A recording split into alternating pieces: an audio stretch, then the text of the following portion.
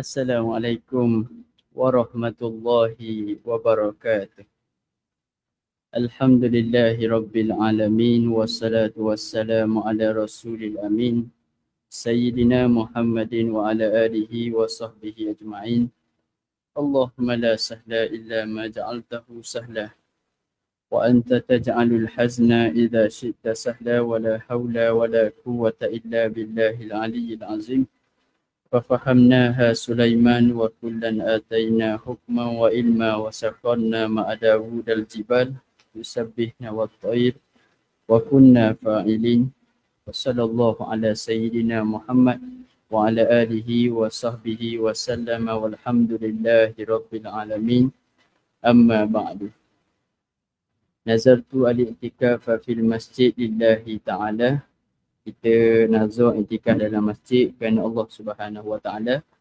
Kemudian kita niat dalam hati kita, aku iktikaf yang dinazarkan kerana Allah Subhanahu Wa Taala. Jadi alhamdulillah muslimin dan muslimat yang dimuliakan oleh Allah Subhanahu Wa Taala, dapat lagi kita bersama-sama pada pagi ini. Cuma pagi ini kita akan ambil slot khas untuk perbahasan risalah akidah daripada kitab Risalah Mufidah Bitarjamati Matnai Al-Aqidah, yang sebenarnya kitab ni adalah kitab yang disusun oleh para ulama. Cuma saya dan juga sahabat saya dan juga guru saya Ustaz Aizat Azami menterjemahkan dua matan ni. Jadi sebenarnya kitab ni pun bukan kitab saya lah, kitab terjemahan daripada kitab ulama. Jadi kita mencadangkan masanya sampai pukul 11. Cuma saya minta maaf banyak hari ni di luar daripada radar sebab jalan jeng. Kita pun tak suka sampai jeng lagu tu hari ni. Jadi saya minta maaf banyak mencuri masa tuan-tuan ni. Mudah-mudahan Allah Ta'ala memberi manfaat kepada kita dan mengampunkan kita atas segala kekurangan kita. Baik. Jadi dalam kitab yang ada di tangan tuan-tuan tu, dia ada dua kitab. Kitab yang pertama namanya Aqidatul Awam, muka surat yang ke-23. Tuan-tuan tengok 24, dia adalah tu tajuk iaitu 23, iaitu Aqidatul Awam. Lepas tu muka surat 89, iaitu kitab yang kedua 89, Risalah Tauhid. Jadi pada pagi ni kita tak akan baca dua, kita akan baca sekitab je. Dan mudah-mudahan Allah Ta'ala beri taufik kepada kita. Dan pagi ni memang kita akan speed lah. Mungkin kalau tuan-tuan nampak saya dah akak kepala tu, tuan-tuan awak relax sudah lah. Saya panggil waktu tak speed rabak. Ya tu lah. Ada lagi ke tak nanti kita tanya je. Okay dah. Ada lagi wasa sedua. Dah. Habis ke? Habis dah. Nanti ada saya bawa lebih dalam 12 unit baru ni. Tadi cukup ada lebih. Jadi sampai muka surat 84 lapang tu adalah risalah yang kedua. Cuma kita akan habiskan hari ni sampai muka surat yang ke 70 ataupun 80. Muka surat 80. Okey, baik. Bismillahirrahmanirrahim. Terus kita pergi kepada muka surat 24. Sebelum muka surat 24 tu saya cerita secara ringkas dulu. Muka surat 9 ada biodata pengarang kita, nama dia Syekh Ahmad Marzuki. Jadi Syekh Ahmad Marzuki ni kalau ikut dia hidup di zaman Turki Osmaniyah lah. Dia hidup di zaman Turki Osmaniyah dan antara ulama besar yang beliau banyak ambil ilmu daripada ulama-ulama Al-Azhar Syarif. Okey. Dan hak lain tu tuan-tuan boleh baca sendiri, tak sempat saya nak huraikan panjang lebar pada pagi ni. Okey, jadi Aqidatul Awam ni orang tua-tua dulu dia panggil Matan Abda'u. Dan tuan-tuan boleh tarik dalam YouTube, dia ada lagu dia sendiri. Saya duduk fikir panjang ni nak baca lagu ni, takut tuan-tuan nerak lagi. Pasal suara kita tak sedap tak? Saya baca sikit-sikit lagu je dah. Bunyi lengguk asal bunyi tak apa dah. Okay, baik. Bismillahirrahmanirrahim. Muka surat 24. Abda'u bismillahi warrahmani wa birrahimi daimil ihsani. Tu lagu dia lebih kurang. Jadi pengarang dia mulakan kitab dia dengan bismillahirrahmanirrahim. Kerana permulaan sesuatu perkara ni dimulakan dengan bismillah, ada keberkatan. Dan kita dilarang daripada memulakan sesuatu yang ada manfaat di sisi agama, sehingga kan dilarang daripada benda-benda yang ada manfaat ni tidak dimulakan dengan bismillah. So hukum memulakan dengan bismillah adalah disunatkan. Ada ulama kata haram memulakan nazam dengan bismillah, maka ulama kata haram memulakan syair dengan bismillah. Itu kerana sebahagian syair-syair dulu ia memuja dan memuji perempuan-perempuan. Dan benda tu diharamkan oleh syarak. Sebab tu syarak kata, ada pandangan ulama kata haram memulakan syair dengan bismillah. Tetapi di sini bukanlah syair memuji perempuan atau memuja perempuan, tapi ni adalah syair berkenaan dengan akidah. Okey dah? Susah. Baiklah. Daimil ihsani, segala dengan nama Allah Ta'ala yang maha pemurah lagi maha penyayang. Daimil ihsan, berterusan ihsan Allah Ta'ala tu nak menghuraikan makna bismillah. Nak huraikan makna ar-rahim. Okey Kakak kita ni. Minta maaf banyak, kita ada 57 bait. Baik. Kemudian katanya falhamdulillahil qadimil awwali al-akhiril baki bila tahawuli. Maka segala puji bagi Allah. Pengarang pun mulakan terjemahan tu, tuan-tuan baca dah bawah tu dah. Maka pengarang kita pula, nazim kita Syekh Ahmad Marzuki rahimahullah, dia lepas daripada mula bismillah, dia mulakan pula dengan alhamdulillah. Cuma di situ didatangkan dipanggil bara'atu al-istihlal. Apa dia? Dia sebut isyarat kepada nazam kita ni, kitab kita ni nak bincang bab akidah. Maka didatangkan falhamdulillahil qadimil awwali. Al-qadim adalah satu sifat bagi Allah yang akan kita sebut lagi, iaitu Allah Ta'ala tu tidak ada permulaan. Kita akan huraikan lagi insya-Allah Ta'ala. Apa maksud Al-Qadim? Al-Awwal, iaitu Allah lah yang pertama. Al-Akhir, Allah Ta'ala yang terakhir. Apa maksud Al-Akhir? Al-Baqi, iaitu Allah Ta'ala tu kekal bila tahawuli, tanpa sebarang perubahan. Okey, so kita ambil satu benda.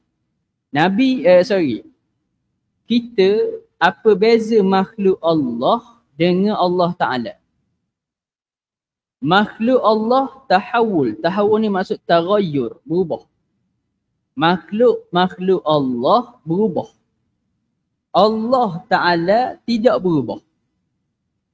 Makhluk Allah dulu daripada dak cerdik, jadi kau cerdik, ala ketua jadi kau dak cerdik mula. Maknanya ada perubahan. Ada penurunan, ada kenaikan. Nah, kudrat manusia begitu juga. Hatta dinding rumah kita pun berubah. Jadi tuan-tuan jangan heran kenapa dulu isteri kita sangat lemah lembut dengan kita. Hari ni dia mula kasar dengan kita. Sebab dia makhluk Allah, dia berubah. Boleh. Buat apa ni awak berubah ni? Kerana saya makhluk Allah. Itu jawapan dia. Jawab. Kereta kita beli mula-mula ni baru molek je, jalan dekat Bongo warna kuning tu dak wasa. Semua jalan. Mari le ni kok. Super naik kuda ah. Sebab apa? Kerana tu makhluk Allah berubah.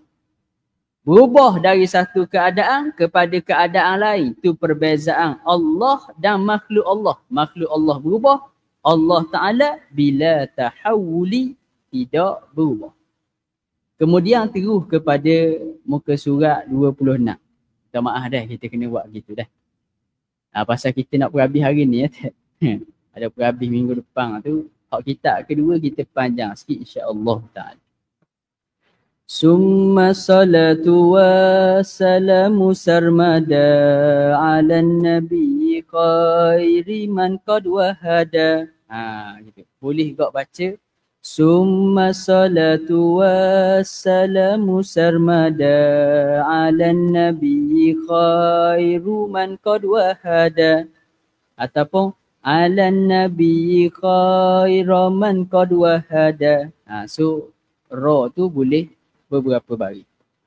Summa kemudian, as-salatu selawat, wassalamu dan salam, sarmada berterusan selawat dan salam.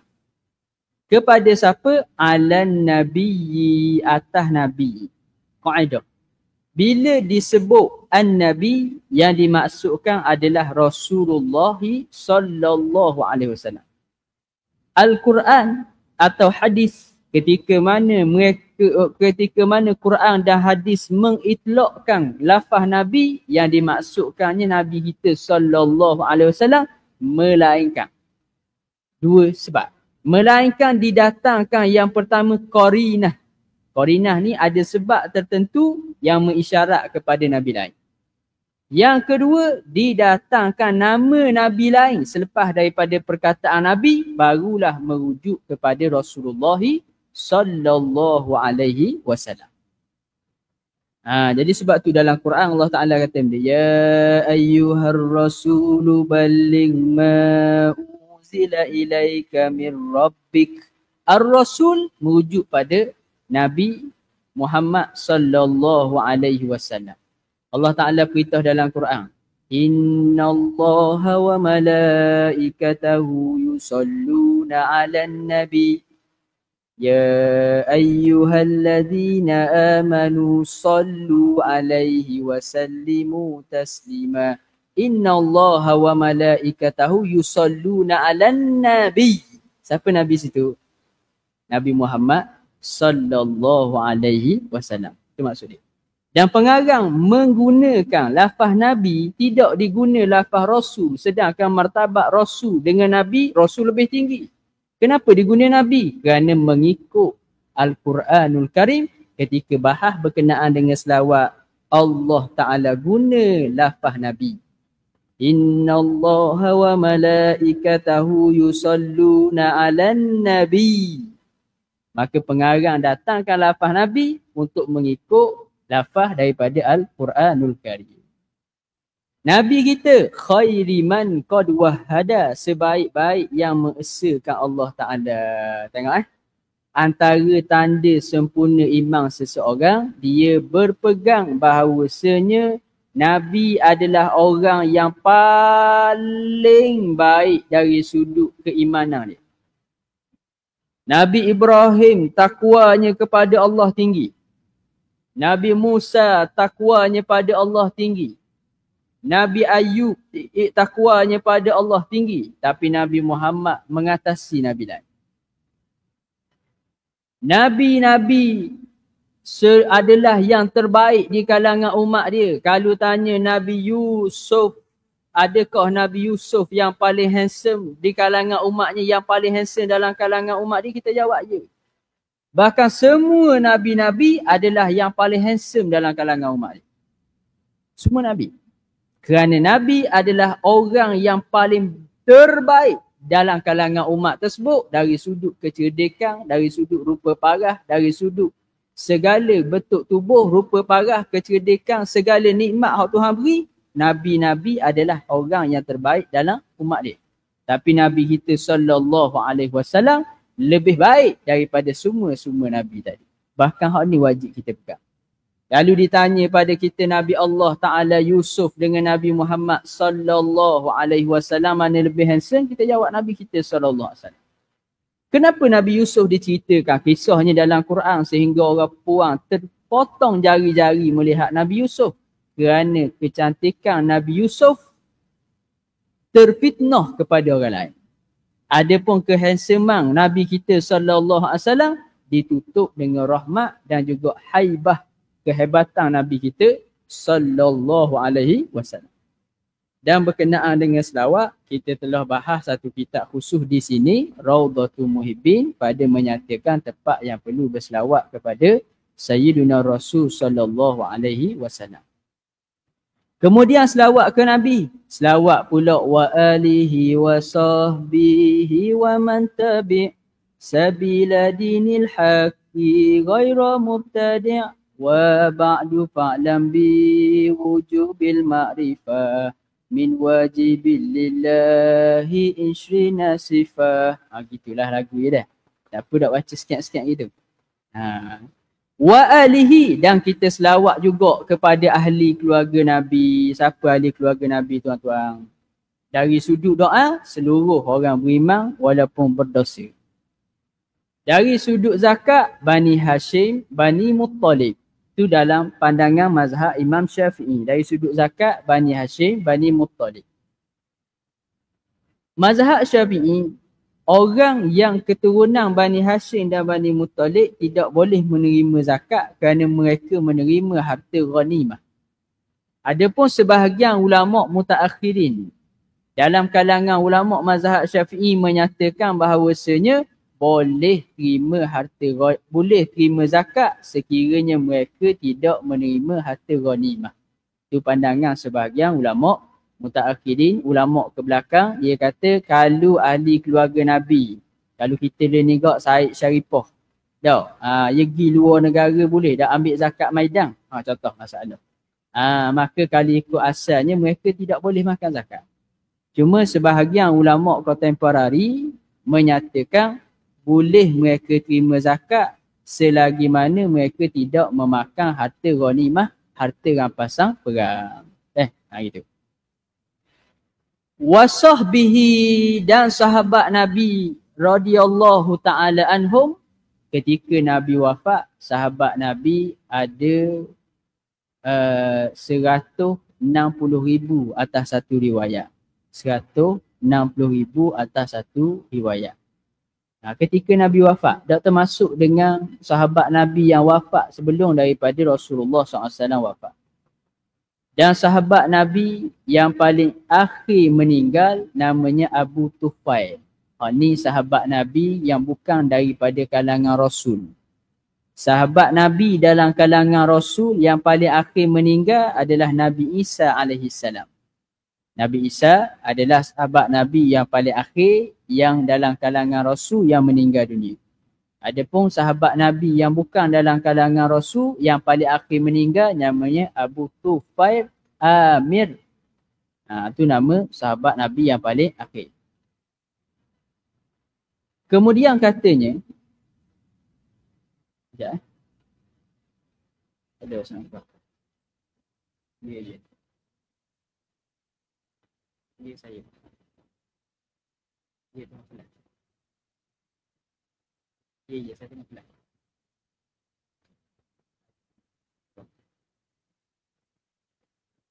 Takut kecil masam.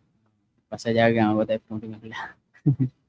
Takut ada kecil masam. Okey, wasahbihi, sahabat Nabi, orang yang beriman dengan Nabi SAW, bertemu dengan Nabi SAW ketika hidup, dan bertemu tadi di bumi. Dan selepas daripada kenabian Rasulullah SAW, dan mereka mati dalam keadaan beriman kepada Rasulullah SAW. Sesat. Wa man tabi', dan kita selawat juga kepada orang yang mengikut sabila dinil haqi, jalan agama yang benar, ghaira mubtadi', bukan jalan agama dalam keadaan yang tidak buat bid'ah dalam agama. Okey tuan-tuan, apa maksud bid'ah? Saya simpulkan secara ringkas. Bid'ah ada 3 makna. Bid'ah dari sudut bahasa dipanggil perkara yang tidak pernah dibuat oleh Rasulullah. Dipanggil bid'ah dari sudut bahasa, perkara yang tidak pernah dibuat oleh Rasulullah SAW, dan hukumnya ada 5 dalam masalah ni. Kadang-kadang wajib, kadang sunat, kadang haruh, kadang makruh, kadang haram. Bid'ah dari sudut bahasa. Adapun bid'ah yang kedua dipanggil bid'ah dari sudut istilah. Bid'ah dari sudut istilah adalah perkara yang menyalahi dalil syarak. Perkara yang menyalahi dalil syarak dipanggil bid'ah dari sudut istilah. Merujuk kepada perkara haram. Itu maksud bid'ah dari sudut istilah. Sebab tu bila kita baca kitab, kita kena perhatikan apakah yang dimaksudkan dengan bid'ah di situ. Bid'ah dari sudut bahasa ke atau istilah. Dan bid'ah di sisi ulama fiqh merujuk kepada perkara makruh. Merujuk kepada perkara makruh. Jadi kita minta, kita selawat kepada Nabi, kita selawat kepada ahli keluarga Nabi, selawat kepada sahabat Nabi dan juga siapa-siapa yang mengikut jalan mereka itu dalam keadaan tidak melakukan bid'ah, iaitu kita minta Allah beri rahmat dan mengampuni kita semua dan juga Rasulullah, sahabat dan seterusnya. Terus muka surat 28. Waselaju baca kitab gini weh. Dia tebal ni sebabnya catatan bawah tu dah. Kalau ikutnya nipis cuma ni dicadangkan di pikap kita masa nak cetak tu. Sebab dia nak buat edisi, nak syarah kan, jadi comelnya dia buat ada ruang catat. Dah. Wa ba'du fa'lam bi wujubil ma'rifah min wajibil lillahi ishrina sifah. Wa ba'du asalnya amma ba'du. Dan kemudian daripada itu, apa maksud? Kemudian daripada bismillah, alhamdulillah, selawat kepada Nabi SAW, fa'lam, maka hendaklah mu tahu. Hendaklah tahu sini maksudnya benda. Bukan tahu saja, tahu dengan yakin. Kita nak dua dah. Tahu se, yakin se. Orang Yahudi dia tahu tapi tak yakin, kafir. Dia nak dua. Sebab tu dalam terjemah yang hari, ketahuilah dan yakinlah. Dua perkara. Tahu tak yakin, kafir wal'iyazabillah. Yakin tapi tak tahu dipanggil taklid. Ataupun orang yang taklid dipanggil muqallid. Orang yang taklid dipanggil muqallid. Orang yang taklid pandangan muktamad, imannya sah tetapi berdosa kalau dia mampu cari hujah tapi tak cari.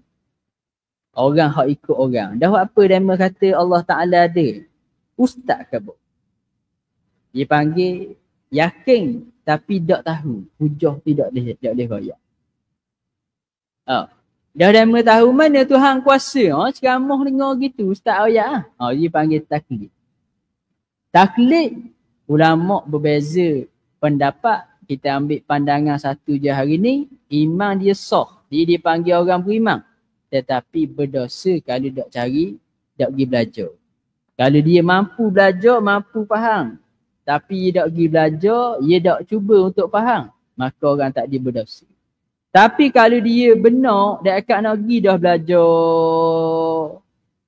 Dengar, ustaz ngajar, tak faham weh. Hak tu tidak berdosa ulama kata. Tapi imannya sah. Tu orang taklid dipanggil. Tu di sisi pandangan muktamad ahli sunnah wal jamaah. Okey. Dah nak tahu benda. Nak yakin benda. Biwujubil ma'rifah, dengan wajibnya kita makrifah. Makrifah ni kita panggil kenal Allah. Ni kenal dalam erti kata akidah. Apa takrif makrifah? Al-jazmu al-mutabiku lil waqi'in an dalili. Kita pegang dengan putus.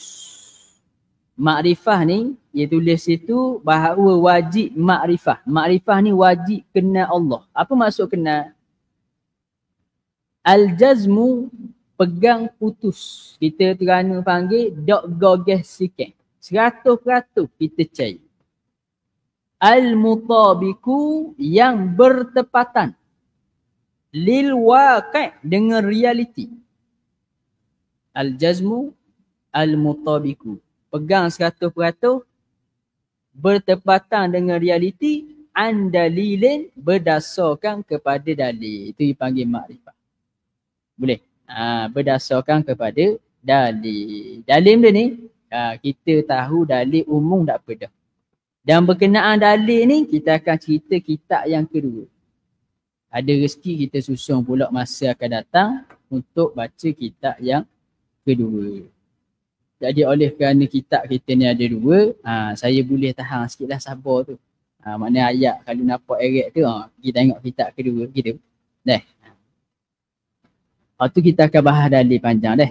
Sini saya nak rayak senang je kat gigi. Akidah kita nak faham gitu je. Mana balik 2 jam ni, mudah-mudahan Allah Ta'ala kira kita selesai dah bahagian asas pada ain bahagian akidah. Sudah dah.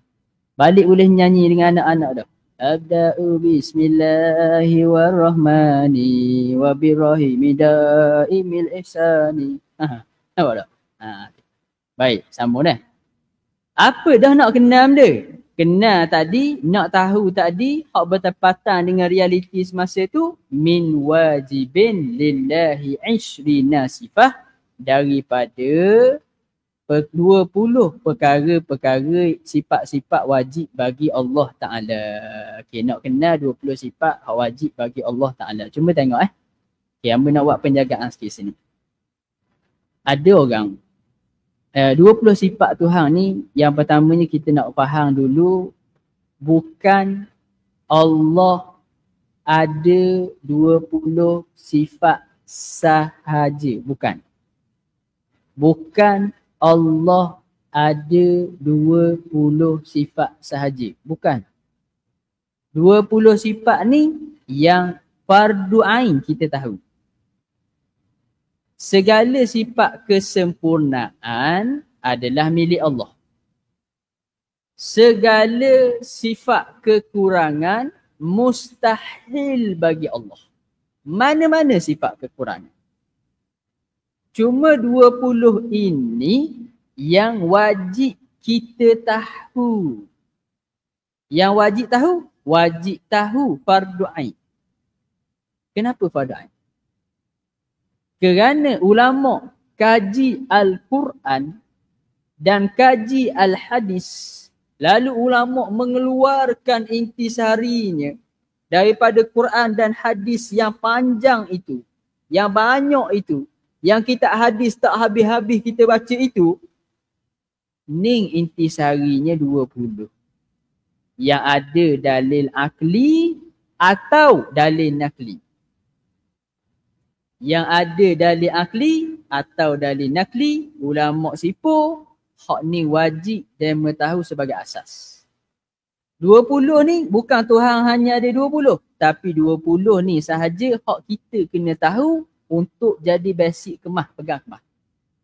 Sebab tu orang mari tanya, dah sebab apa ngaji sifat 20? Apa dak ngaji Asmaul Husna? Tuan-tuan, kalau 20 dak ingat, 99 ingat ke tak? Jadi boleh saya simpulkan, sifat 20 ni sifir untuk memahami Asmaul Husna dengan mudah. Al-Imam Ad-Dardi rahimahullah, dia ada buat nazam berkenaan dengan Asmaul Husna. Ada rezeki kita baca pula. Tahu? Ada rezeki lah, insyaAllah. Panjang umur, mengajar lagi sini, buat tuang tak lari lagi. Ada, boleh. Cumanya 20 ni sifir, saya sebut contoh. Lagi kita akan ngaji sifat kudrat. Allah Ta'ala berkuasa.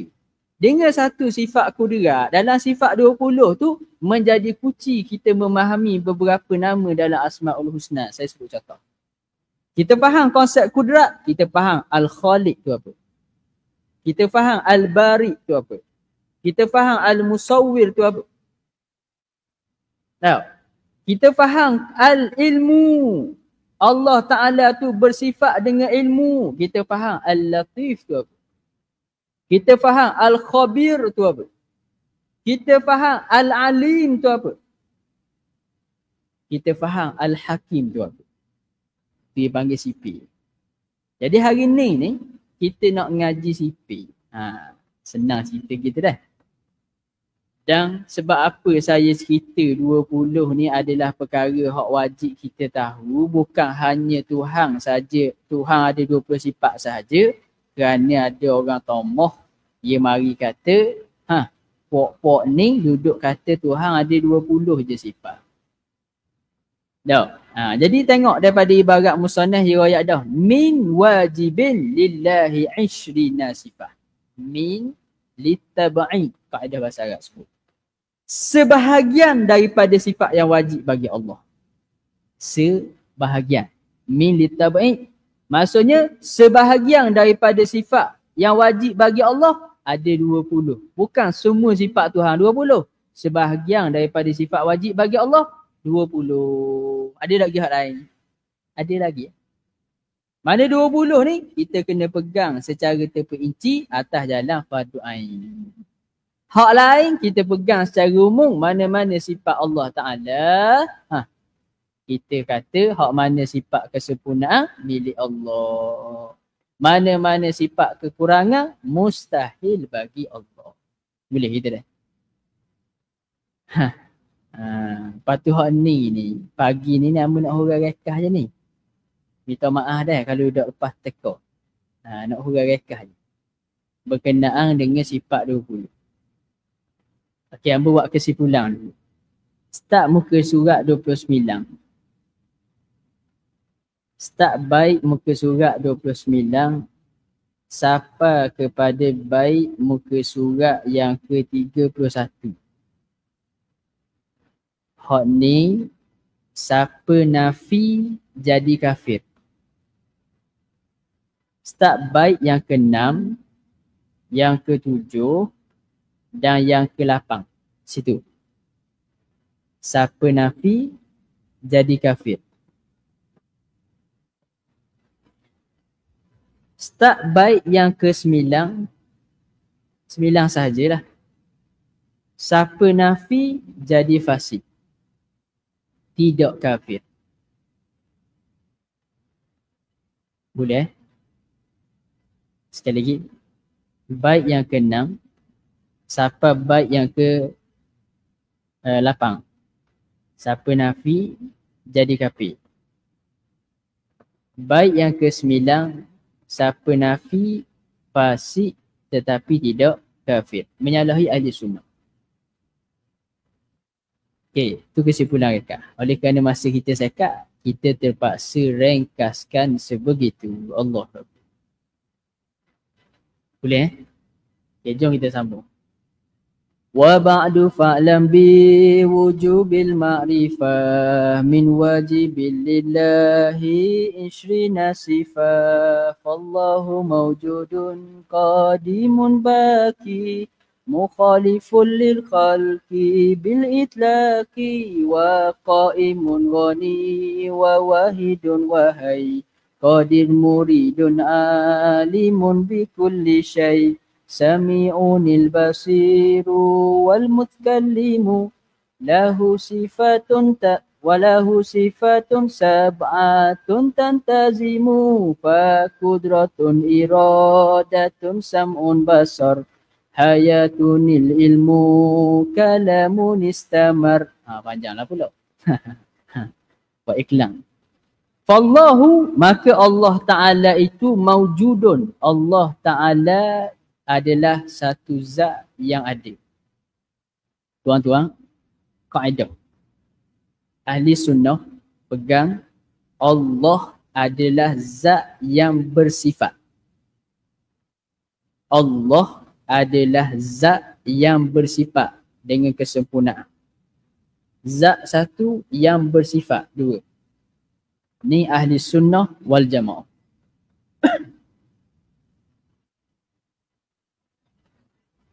Siapa kata Allah hanya bersifat sahaja, orang tak dikafir. Kita nak dua. Allah adalah zat yang bersifat. Siapa yang kata Allah hanya bersifat, orang tadi kafir. Sebagaimana orang Nasara mengatakan Isa alaihi salam bersifat dengan ketuhanan. Zat tu Nabi Isa, sifat ketuhanan. Dan sebagaimana mari sebahagian orang daripada negeri Johor dulu, bukan nak salah ke negeri Johor, nak khabar orang tu mari daripada Johor. Musim PKP dulu, Dia kata Nabi Muhammad ini adalah pangkatnya Tuhan. Nabi Muhammad tu Nabi, tapi pangkatnya Tuhan. Akidah kita kata orang ni sesat dan membawa perkataan dia kepada kufur. Wal'iyazabillah. Membawa kepada kufur. Untuk menghukumkan tu kena mahkamah. Orang yang kata Allah Ta'ala hanyalah zat, orang tadi fasik. Orang yang kata Allah hanyalah zat, orang tadi fasik. So, kita ahli sunnah, Allah adalah zat yang bersifat. Kemudian, Fallahu mawjudun. Allah Ta'ala itu ada. Ada Allah, dia panggil ada yang zati. Apa maksud ada yang zati? Ada yang tidak dicipta oleh orang lain. Itu maksud ada yang zati. Ada kita ghairu zati. Ada makhluk adalah ghairu zat. Maksudnya kita dicipta. Ada kita ni adalah daripada wujud. Allah Ta'ala mengadakan. Ada kita, dia panggil ghairu zat. Ada Allah dipanggil wujud yang zati. Wujud yang tidak dicipta oleh yang lain. Dan kita nak letak dalam kepala kita bukan sebagaimana fahaman puak-puak etis yang mengatakan orang-orang ni mencipta Tuhan mereka dalam khayalan. Tahu? Tuhan ni tak ada, cuma mereka meletakkan wujud Tuhan supaya tenang dalam dunia. Tu ahli etis. Orang tak beriman dengan kewujudan Tuhan. Dia cakap itu. Kita kata Allah Ta'ala ni bukan diwujudkan, tapi memang wujud. Dan adanya zat Allah Ta'ala yang agung, yang kita sembah dengan sebenar-benarnya hanya kepada Allah Subhanahu Wa Ta'ala. Sifat yang kedua, Qadim. Qadim ni maksudnya tidak ada mula. Apa maksud tidak ada mula? Makhluk dia ada mula dia. Sebelum kita, mak ayah kita. Sebelum mak ayah kita, tok nenek kita. Siapa kepada Nabi Adam? Nabi Adam Allah Ta'ala buat. Malaikat Allah Ta'ala buat. Allah Ta'ala ketika mana sebelum makhluk ada, hanya Allah yang ada. Itu Qadim. Tuan-tuan pegang gitu tak pergi sebelum ni. Ketika mana sebelum penciptaan makhluk, tidak ada yang lain. Hanya Allah maksudnya. Dan sebelum Allah, siapa dia? Tak ada. Kerana Allah yang paling awal. Al-awwal huwal awwalu wal akhiru wal zahiru wal batinu. Surah Al-Hadid ayat yang ketiga. Wal awwalu, yang paling awal. Sebelum Allah tak ada apa. Lalu mari orang tanya Imam Abu Hanifah. Macam mana mu boleh kata ada satu benda sebelum benda tu tak ada benda lain? Nak merujuk kepada orang yang menyatakan Allah Ta'ala Qadim. Lalu Imam Abu Hanifah kata, tengok ni. You see my hand. Clicking aku ni. Clicking aku ni hak mula-mula. Lepas tu jari clicking tau. Lepas tu jari manis. Lepas tu jari tengah. Lepas tu jari telunjuk. Lepas tu ibu jari. Clicking aku hak mula-mula. Dah sebelum clicking aku kenapa? Sebelum clicking aku kenapa? Mau kata macam mana boleh ada satu benda yang sebelum benda tu tak ada benda lain? Imam Abu Hanifah kata, dah sebelum clicking aku kenapa? Clicking ni awal kali. Ni, awal kali. Dan sebelum ni apa? Ada tak sebelum clicking? Kita kabar dah ni, clicking awal kali. Lepas tu jari manis. Lepas tu jari tengah. Jari telunjuk ibu jari ngelah. Sebelum clicking apa? Sebelum clicking. Apa sebelum clicking? Tak ada lah ayat awal kali dah. La ilaha illallah. Mana itu? Ayat awal kali dah. Dah sebelum clicking apa? Tak ada lah clicking yang awal kali. Jadi kita khabar dah Allah yang paling awal sebelum Allah ada tak? Tak ada lah. Tu maksud dia.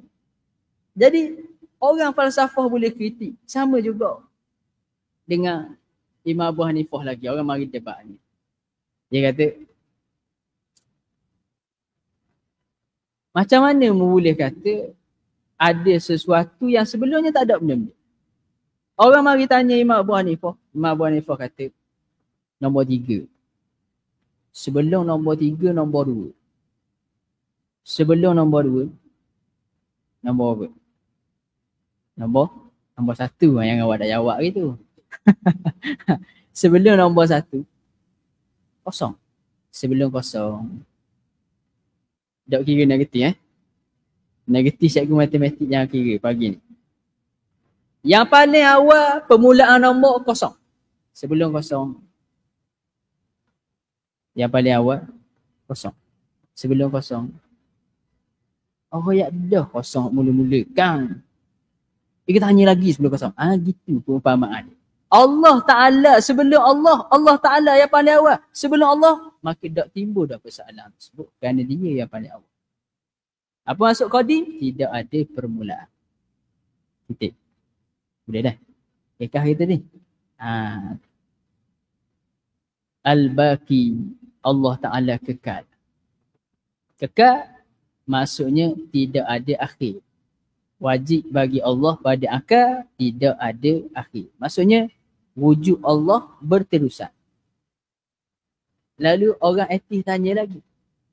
Ada ke benda yang tak ada ngujung? Ada tak benda tak ada ngujung? Ya ngelah kali ada tak?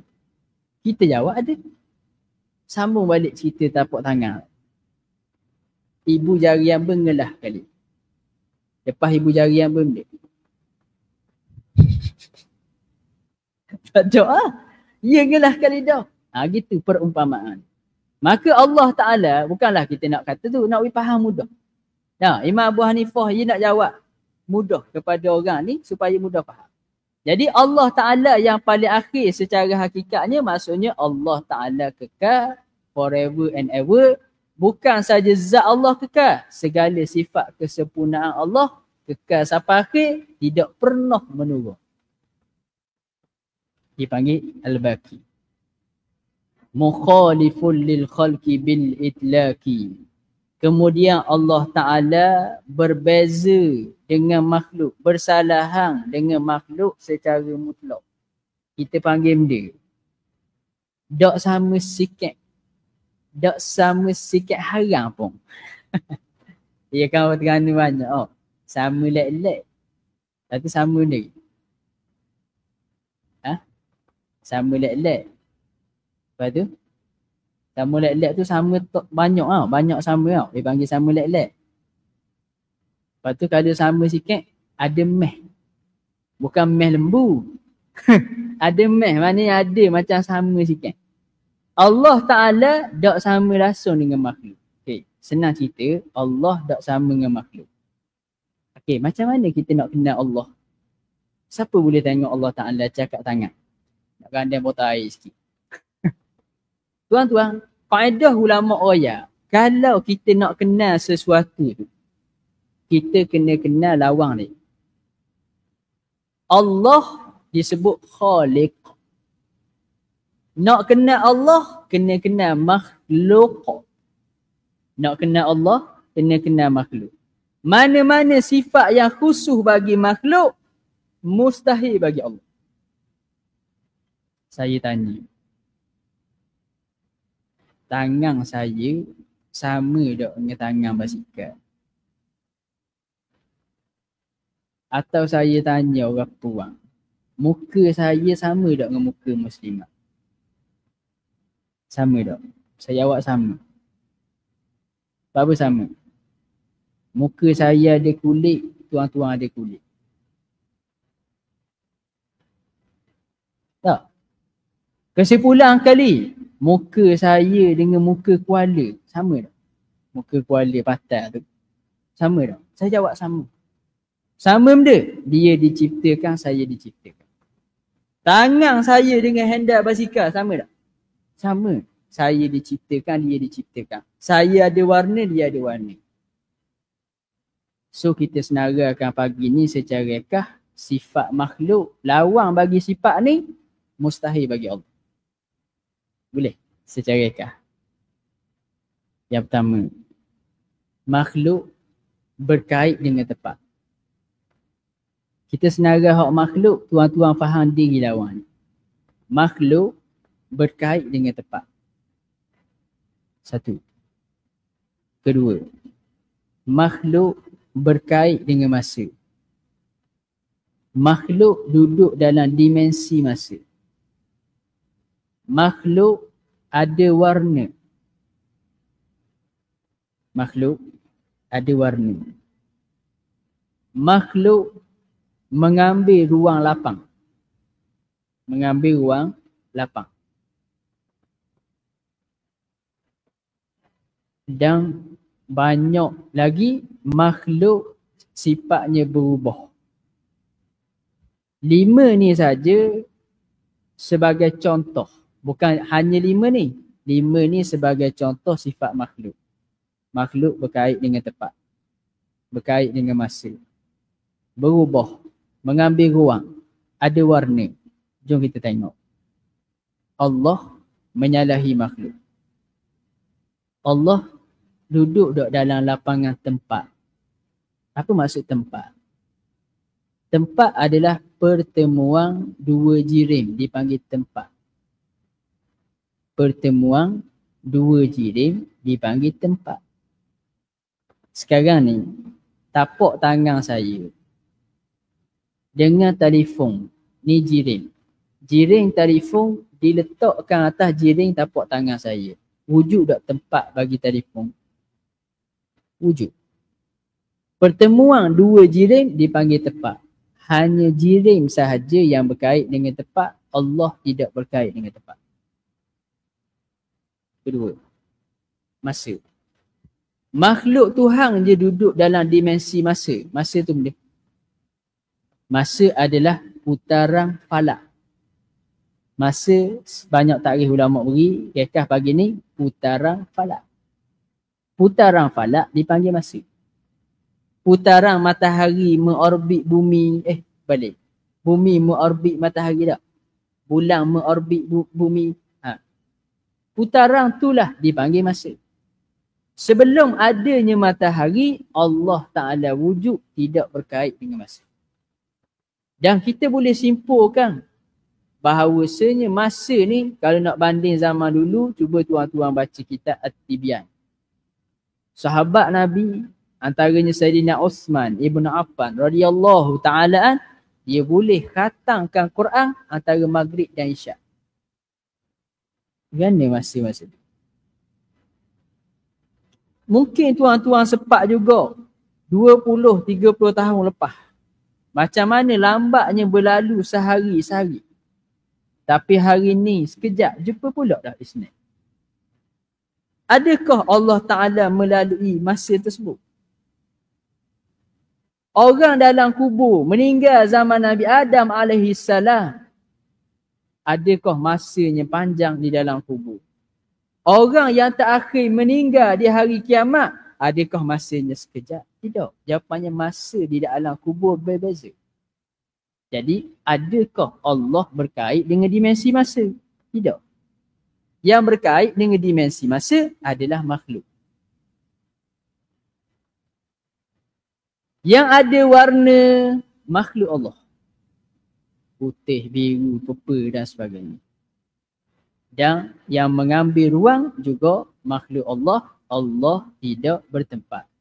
Jadi sebab tu dalam ayat Quran, ketika Allah bincang tentang ayat-ayat, bukan kita nak bahas tentang zat Allah ada di situ. Contoh peristiwa Isra' Mi'raj. Sekali lagi kita akan bahas hujung bab ni insya-Allah bab Isra' Mi'raj. Contoh hadis Allah Ta'ala sebut, Nabi SAW sebut, yanzilu tabaraka ta'ala kulla laylatin ila sama'id dunya. Turun Tuhan kami setiap malam pada langit dunia. Lalu ada orang kata Allah Ta'ala bergerak daripada arash turun ke langit bumi. Oh, dia faham Tuhan pindah gitu. Sebab dia nak letak tepat juga ke Tuhan. Maka fahaman tadi salah. Sebenarnya ayat yanzilu tabaraka wa ta'ala kulla laylatin ila sama'id dunya. Hadis tadi nak cerita keagungan orang hak bangun malam. Sehingga Allah menisbahkan kepada dirinya turun. Sebagaimana hamba royak projek mega KLCC. Nama dia 118 tower ni. Itulah Menara Merdeka. Kalau saya tanya tuan-tuan, siapa buat KLCC? Tuan jawab benda. Tuan Mahathir. Tidak itu. Tuan Mahathir. Tuan Mahathir ke? Orang panggil Menara Merdeka, Datuk Najib. Nak tanya, bila Datuk Najib ikat batu? Bila Tuan Mahathir ikat batu? Tapi sebab apa dinisbahkan kepada yang besar, yang tinggi pakatnya buat? Sebab nak kata projek tu, projek mega. Maka begitu juga Allah Ta'ala kata, yanzilu Rabbuna, Tuhan kami turun. Allah Ta'ala turun, Tuhan kami turun pada setiap malam ke langit dunia. Nak kabarnya rahmat Allah Ta'ala turun mencurah-curah kepada orang yang bangun malam. Nak cakap tentang kelebihan qiyamul lail. Tiba-tiba mari orang royak, Allah berpindah. Mustahil berlaku itu bagi Allah Subhanahu Wa Ta'ala. Baik, sambung Bahaya dah ni, bahaya dah. Batas sabar hilang dah ni. Bismillahirrahmanirrahim. Kita sambung pula dah. Wa qa'imun ghani. Dan Allah Ta'ala qaim ni maksudnya berdiri dengan sendirinya, senang nak royak. Allah tidak berhajat kepada makhluk. Tapi itu secara umum. Allah tidak memerlukan kepada makhluk. Dalil mana? Allahu la ilaha illa huwal hayyul qayyum. Al-qayyum tu dalil. Allah tidak berhajat kepada makhluk. Dan akan datang kita huraikan dengan maksud Allah tidak berhajat kepada pencipta dan Allah tidak berhajat kepada zat dua. Allah tidak berhajat kepada pencipta kerana Allah pencipta. Allah Ta'ala tidak berhajat kepada zat kerana Allah Ta'ala adalah zat. Ghani, maha kaya, nak huraikan perkataan qaim. Wa wahidun, Allah Ta'ala tadi esa pada zat, esa pada sifat, esa pada perbuatan. Baik dan buruk datang daripada Allah Subhanahu Wa Ta'ala. Cuma yang buruk kita tak dikembali kepada Allah. Yang baik kita kembali juga kepada Allah dengan syukur. Yang buruk kita kembali kepada Allah dengan taubat. Yang baik kita kembali kepada Allah dengan syukur. Yang buruk kita kembali kepada Allah dengan taubat. Wahai dan Allah Ta'ala yang maha hidup. Dan hidup Allah bukan dengan roh. Qadir, Allah Ta'ala yang maha berkuasa. Allah berkuasa mengadakan dan meniadakan sesuatu. Muridun, Allah berkehendak. Tengok setiap kehendak Allah pasti akan berlaku. Sebab tu Nabi SAW kata benda, Masya'allahu kana. Nama lain bagi iradah adalah masyiah. Masya'allahu, perkara yang Allah Ta'ala kehendaki, kana telah berlaku. Wa ma lam yasha', dan benda yang Tuhan tidak kehendak, lam yakun, tak akan berlaku. Never and ever tak akan berlaku. Never. Tidak. Buat bijak Itu dah. Alimun, Allah Ta'ala yang maha mengetahui bikulli syai. Berkenaan dengan ta'aluk ni kita huraikan dalam kitab yang kedua. Sami'un, Allah Ta'ala yang maha mendengar. Al-basiru, yang maha melihat. Kaliku asal bacaan dia al-mutakallimu asal. Tapi di sini dibaca al-mutakallimu dengan dimatikan huruf tak kerana nazam, kerana syair.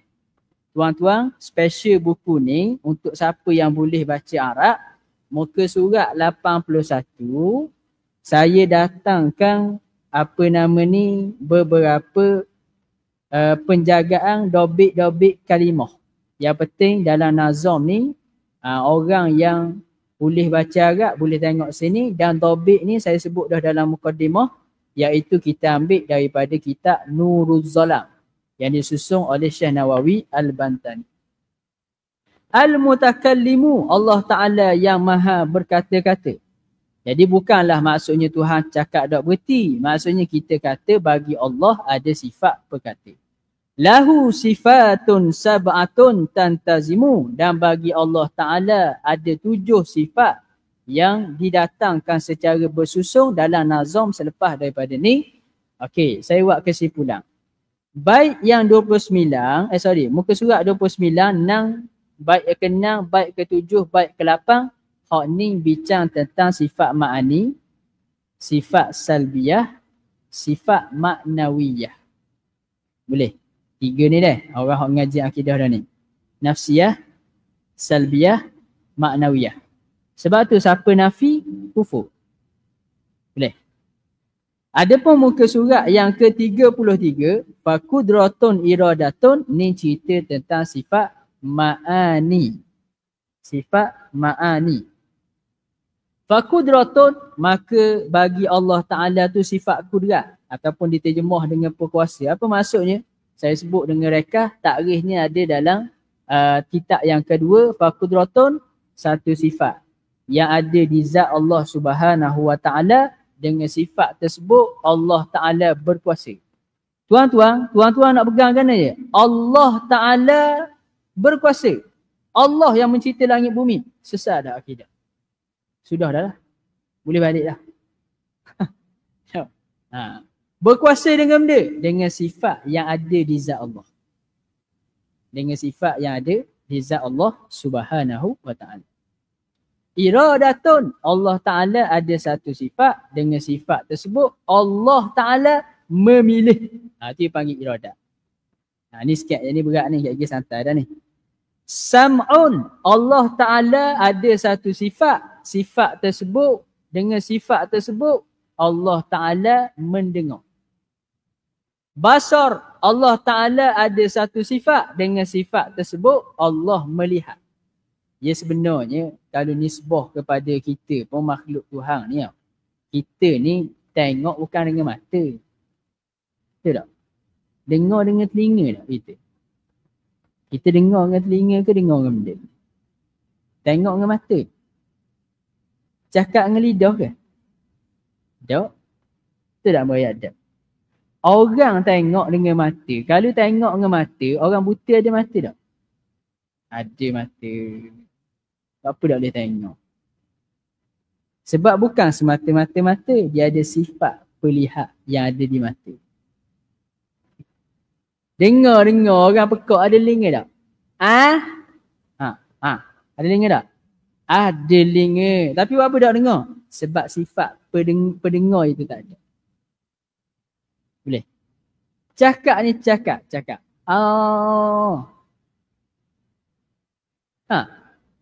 Lidah ada tak? Ada lidah. Kita ada tak lidah? Ada. Dah apa tak boleh cakap dia? Orang bisu. Kerana tak ada sifat perkata. Tu nak cerita dah. Hayatun. Kemudian Allah Ta'ala pun bersifat dengan hidup. Ada satu sifat di zat Allah Subhanahu Wa Ta'ala. Dengan sifat tersebut Allah Ta'ala hidup. Jadi kalau baca fakudratun iradatun sam'un basar hayatunil ilmu kalamun istamar. Baca dengan tambah nun cek dah. Hayah, kemudian ilmu, ada satu sifat di zat Allah, dengan sifat tersebut Allah Ta'ala mengetahui perkara wajib, perkara mustahil dan perkara harus. Dengan sifat ilmu Allah tahu perkara wajib, perkara mustahil dan perkara harus. Kalamun istamar, Allah Ta'ala ada satu sifat, dengan sifat tersebut Allah Ta'ala berkata-kata, istamar, berterusan. Okay, habis itu. Kemudian ke surat 33. Allahumma salli ala sayyidina. Boleh gitu tuan-tuan? Wa jaizun bi fadlihi wa adlihi tarkul li kulli mumkinin ka fa'lihi. Wa jaizun, dan harus pada Allah Ta'ala, bi fadlihi, dengan keagungan Allah, wa adlihi, dan keadilan Allah, tarkun li kulli mumkinin, harus bagi Allah meninggalkan setiap perkara mungkin, ka fi'lihi, seperti buat perkara mungkin. Sekarang ni Allah berkuasa buat sesuatu. Adakah mesti Tuhan buat? Ada tak orang boleh paksa Tuhan buat sesuatu? Ada. Ikut Tuhan nak buat benda, kita panggil. Tak. Maka utus Nabi harus pada Allah. Boleh tak Allah Ta'ala kalau kita buat taat, Allah Ta'ala nak azab? Boleh tak? Kita buat taat, Allah Ta'ala nak azab. Boleh tak? Boleh ya. Dari sudut boleh. Tapi Tuhan azab tak? Tuhan ada azab. Tuhan janji dah dalam Quran. Tuhan tak akan azab orang yang taat. Tapi dari sudut boleh, boleh ya. Ada hak Tuhan nak buat. Orang yang buat maksiat, boleh tak Tuhan nak masukkan dia dalam syurga? Boleh. Harus pada Allah. Sebab tu ulama kata, hak ni harus pada akal. Harus Allah Ta'ala nak masukkan orang taat ke dalam neraka. Harus juga Allah Ta'ala nak masukkan orang yang maksiat dalam syurga. Cuma dari sudut janji Allah, orang taat, Allah Ta'ala akan balas dengan kebaikan, akan masuk syurga dengan rahmat Allah. Orang maksiat, dia layak masuk neraka. Tetapi kalau dengan keadilan Allah, dia akan masuk neraka. Dengan rahmat dan kelebihan Allah, dia akan masuk syurga. Sebab tu ada satu kisah. Cerita kisah sini. Satu kisah tu Imam Ghazali cerita. Ada satu orang di zaman Sufyan Ats-Tsauri. Dia ni ayah dengan anak dia tawaf Kaabah. Tawaf Kaabah. Nak jadi ceritanya, kita cerita hak Sufyan Ats-Tsauri dululah. Satu hari Sufyan Ats-Tsauri ni imam besar, dia mari tengok seorang budak ni masa tawaf dia selawat. Allahumma salli wa sallim, Allahumma salli wa sallim, selawat masa tawaf. Dokan kita masa tawaf Rabbana atina dan sebagainya. Baca doa kan? Dia selawat masa tawaf. Imam Sufyan Ats-Tsauri tanya, why you do that? Apa buat gitu? Lalu kata budak tadi, sebelum ni aku pernah mari ke Mekah dengan ayah aku. Aku mari ke Mekah dengan ayah aku. Masa tu aku tengah tawaf dengan aku, tiba-tiba ayah aku rebah. Rebah dan mati di hadapan Kaabah. Tak rasa mulia lagi. Sambungan cerita. Ayah aku berubah menjadi hitam serta-merta di hadapan Kaabah. Hitam depan Kaabah. Lalu kata budak tadi, aku menangis tidak henti-henti sehingga terlalu letih menangis, aku terduduk dan tertidur. Letih dah orang. Sedih dah. Siapa menangis, akhirnya tertidur.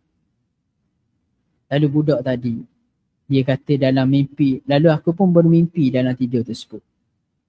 Datang seorang yang mukanya penuh bercahaya, tubuhnya penuh bercahaya. Datang kepada aku dalam mimpi tersebut, aku masih meriba ayah aku ni dalam keadaan hitam. Lalu datang satu jasad yang bersinarnya wajahnya aku tak boleh katakan. Datang jasad tersebut, pegang kepala ayah aku, jenazah ayah aku yang warna hitam. Digosok daripada atas sehingga ke bawah. Lalu bertukar jenazah yang hitam jadi bersinar. Lalu tanya orang yang bercahaya tadi, you know me? Mu kenal tak aku dia? Gitu tak bahasa dia? Kita buat bejak juga. Orang putih dulu tak kerti mana. No, sama sekolah cikgu suruh belajar, dia pergi main. Awak kenal saya siapa? Maka orang tak dijawab, akulah Rasulullah sallallahu alaihi wasallam. Mu tahu apa ayahmu jadi gitu apa? Ayahmu ni maksiat ni dah buat. Minum arak dan sebagainya. Dia buat kaki. Tapi dia tak pernah tinggal selawat kepada aku dalam satu hari. Maka hari ni aku datang memberi syafaat kepada orang tersebut. Aku beri syafaat kepada ayahmu hari ni. Lalu terkejut budak tadi daripada tidur. Apa jadi? Dia tengok jasad ayah dia yang sebelum ni hitam tu berubah jadi putih. Maka start daripada saat tu kata dia kepada Sufyan Ats-Tsauri radhiyallahu ta'ala an, aku tak pernah tinggal selawat kepada Rasulullah sallallahu alaihi wasallam. Syafaat. Orang kaki botol, kaki maksiat, kalau kita kata package dosa dia buat, Neraka lah. Tapi hak tu kita. Tapi boleh je Allah Ta'ala memasukkan orang tadi ke dalam syurga dengan rahmat daripada Allah dan dengan syafaat daripada Nabi sallallahu alaihi wasallam. Baik. Kemudian katanya muka surat 34.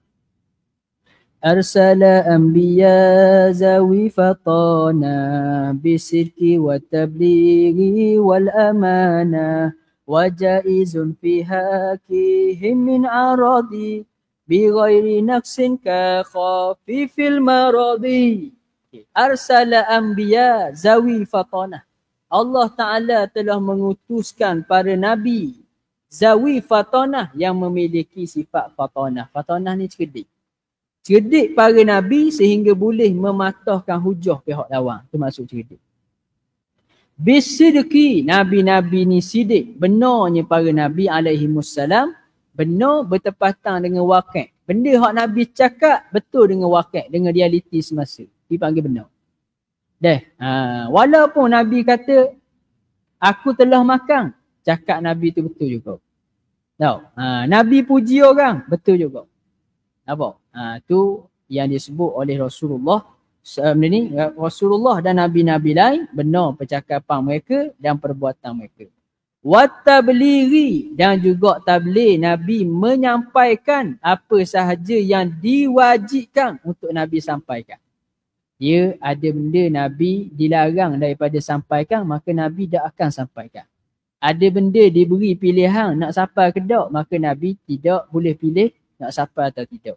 Dan ada benda yang nabi diwajibkan sampai, maka nabi menyampaikan semua sekali yang diperintahkan oleh Allah Subhanahu Wa Taala untuk disampaikan. Wal amanah, amanah nama lain bagi maksum. Amanah nama lain bagi maksum. Apa maksud amanah? Iaitu terpelihara Nabi daripada melakukan perkara haram, makruh dan juga perkara khilafu aula. Terpelihara Nabi daripada melakukan perkara yang haram, makruh dan khilafu aula, tu dipanggil amanah. Saya sekolah saya buat soalan gitu. Tahu? Di manakah sifat wajib bagi Nabi? Hak lain kita wari mustahil belaka. Lepas tu kita wari sifat maksum. Tak terjawab budak.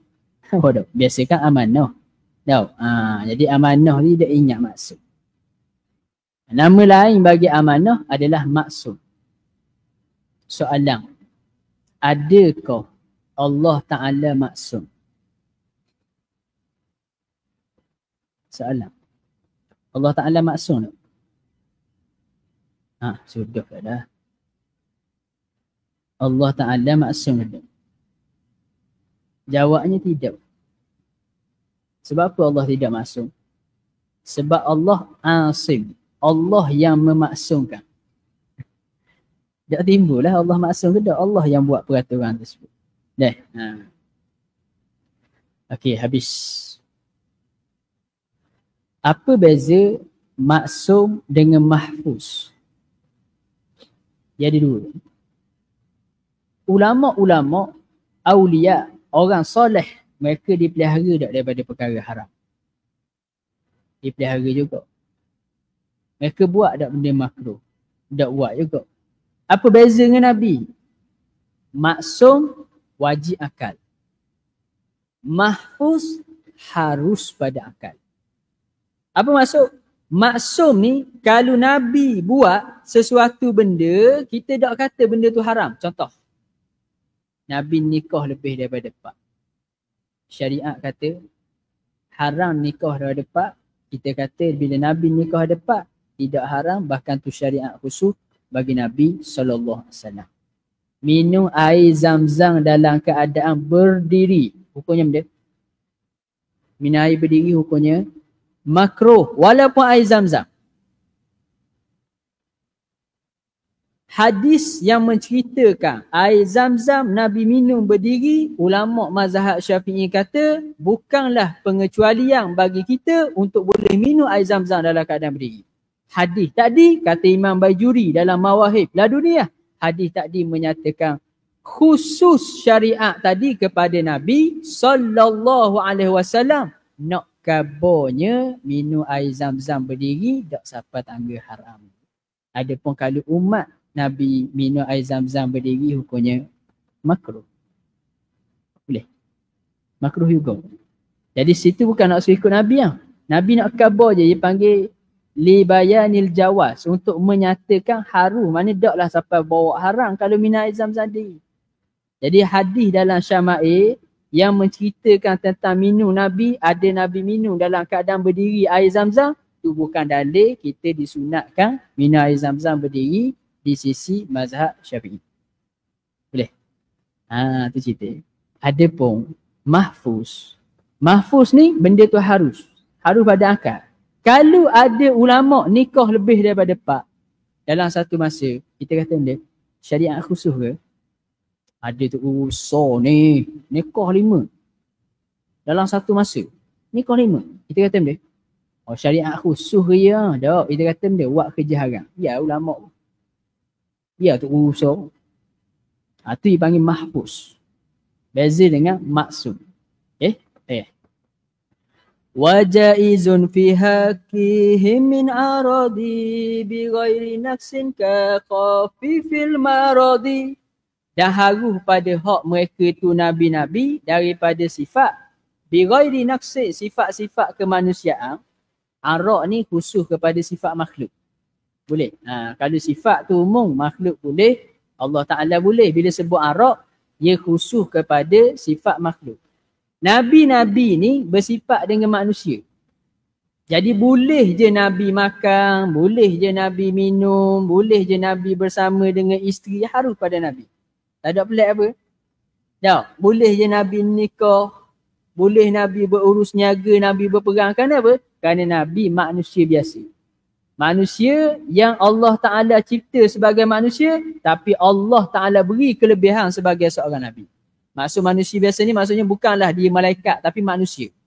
Tapi manusia yang luar biasa lah sebenarnya. Baik. Cuma boleh tak Nabi bersifat dengan kemanusiaan? Boleh. Tapi syaratnya sifat kemanusiaan tadi bukanlah yang menjatuhkan maruah Nabi. Contoh saya sebut. Dan bukanlah sifat kemanusiaan tadi, sifat manusia tu yang menyebabkan manusia lari daripada dia. Di sini saya nak share faedah. Ada yang kita dengar dalam kisah-kisah Nabi Ayub sakit. Sakit Nabi Ayub sehingga kan keluar ulat. Nabi Ayub lepas semayang ambil ulat letak balik. Itu cerita Israiliyat yang wajib ditolak, mustahil bagi Nabi. Tuan-tuan, tidak akan ada satu sifat bagi seorang Nabi yang akan menjauhkan orang lain daripada dia. Nabi ni sifat komplit dah. Cuma orang yang tak mau terima dengan Nabi je akan lari. Tuan-tuan, dak nanti Nabi. Kalau kawan kita, hak jenis berulat gitu, kita pergi tak? Pergi tak jumpa? Dak pergi. Dak pergi. Pergi. Mustahil bagi Nabi, bukan Nabi Muhammad je. Semua Nabi bersifat sakit sampai setara tu. Sakit sampai bulat sehingga orang tengok, Nabi ke ni? Mustahil. Mustahil Nabi sifat dengan sifat gila. Mustahil Nabi bersifat dengan sifat kaki tempang. Mustahil Nabi buta sebelah mata. Mustahil Nabi buta dua-dua belah mata. Tiba-tiba datang dalam Quran kisah Nabi Allah Syuaib. Dan kisah Nabi Allah Yaqub alaihi salam diceritakan bahawasanya Nabi Yaqub buta. Apa maksud buta? Mustahil seorang Nabi buta. Jadi yang disebut dengan dharir dengan maksud ada selaput mata. Bukan buta, ada selaput mata. Kerana banyak menangis. Waktu kena ingat orang banyak menangis ni, selaput mata timbul. Kayak gini dia jadi rabung sikit. Boleh. Jadi Nabi Syuaib, Nabi Yaqub bukan buta. Tapi ada selaput mata. Nabi Ayub tadi betul tak sakit? Yes, Nabi Ayub sakit. Tapi sakit Nabi Ayub bukanlah menjadi penyebab kepada orang lari daripada dia. Kerana ulama kata sakit Nabi Ayub adalah sakit di dalam kulit. Sakit dalam kulit. Settle dah. So, data ni kita nak analisa, Nabi harus bersifat dengan sifat kemanusiaan dengan syarat sifat tadi tidak bawa kepada kehinaan kepada Nabi. Hatta tuan-tuan, tidak ada dalam kalangan Nabi jadi tukang bekam. Tidak ada dalam kalangan Nabi hatta keturunan Rasulullah dan Rasul-Rasul yang lain kerjanya tukang akad siapa. Bukan nak kata kerja tu haram. Tukang bekam haram tak? Dalam kitab Syama'il didatangkan hadis Nabi berbekam. Dan kita tahu berbekam tu sunat. Nabi bekam. Imam Baijuri dan ulama yang mensyarahkan hadis Syama'il, Nabi berbekam menunjukkan hukum bekam adalah harus. Tetapi adakah Nabi menjadi tukang bekam? Maka ulama kata tidak. Kenapa? Kerana tidak layak dengan kedudukan Nabi. Hatta dalam kitab Tazkiratus Sami' dan kitab-kitab adab, sepatutnya penuntut ilmu tidak bekerja sebagai tukang bekam. Kerana tingginya martabat ilmu, tak sepatutnya awak pergi kerja sebagai tukang bekam dan tukang akut siapa. Ia bukan haram.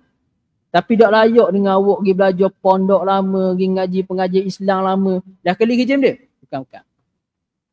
Kerana apa? Kerana bekam tu yang main dengan najis. Tidak layak ilmu berhimpun dengan najis. Bukan tak boleh bekam, tapi tukang bekam bukan kerja kita. Maka begitu juga seorang Nabi tidak ada tukang bekam. Dan semua Nabi-Nabi Allah antara pekerjaan yang mereka buat adalah mengembala kambing. Nabi Musa, Nabi Muhammad SAW mengembala kambing. Cuma Nabi harus sakit yang ringan. Nabi harus pada Nabi-Nabi sakit yang ringan. Kemudian tuan-tuan ke surat 36. Ismatuhum kasairil malaika wajibatun wa fadalul malaika. Maksumnya Nabi-Nabi seperti maksumnya para malaikat. Maksum Nabi saya cerita dah tadi. Kita nak cerita pula maksum malaikat.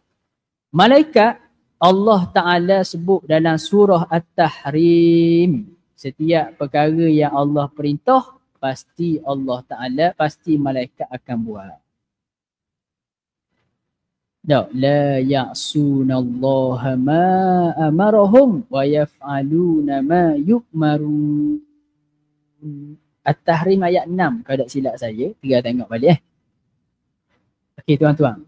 Sama juga dengan Nabi. Setiap perkara yang zahirnya nampak macam menyalahi syariat, maka kita tak kata malaikat menyalahi syariat. Kerana tidak ada malaikat yang melakukan kemungkaran kepada Allah Ta'ala. Contoh pertama, Allah Ta'ala sebut dalam surah Baqarah ayat 30. Allah Ta'ala kata dia, وَإِذْ قَالَ رَبُّكَ لِلْمَلَائِكَةِ إِنِّي جَاعِلٌ فِي الْأَرْضِ خَلِيفَةً قَالُوا أَتَجْعَلُ فِيهَا مَنْ يُفْسِدُ فِيهَا. Bila Allah Ta'ala cerita kepada malaikat, وَإِذْ قَالَ رَبُّكَ لِلْمَلَائِكَةِ, dan ingatlah ketika mana Allah Ta'ala sebut kepada malaikat tentang nak buat khalifah. Ni dalil bahawasanya malaikat diciptakan sebelum daripada manusia. Ataj'alu, lalu kata malaikat pada Allah, qalu ataj'alu fiha man yufsidu fiha. Boleh baca gini, qalu ataj'alu fiha man yufsidu fiha. Kita nak baca qalu ataj'alu fiha. Nada mempengaruhi makna. Bila Allah cerita pada malaikat akan buat khalifah di muka bumi ni, lalu malaikat tanya Allah, mu nak buat ke atas muka bumi ni orang yang akan memusnahkan, merosakkan bumi? Okey, tanya tak dia, tanya dia. Ulama kata, Imam Baijuri sebut dalam Tuhfatul Murid, limujarradis su'al, semata-mata nak tanya. Bukan untuk tanya ingkar. Munawwar. Tu lain. Kalau tanya engkau, maknanya maksiat.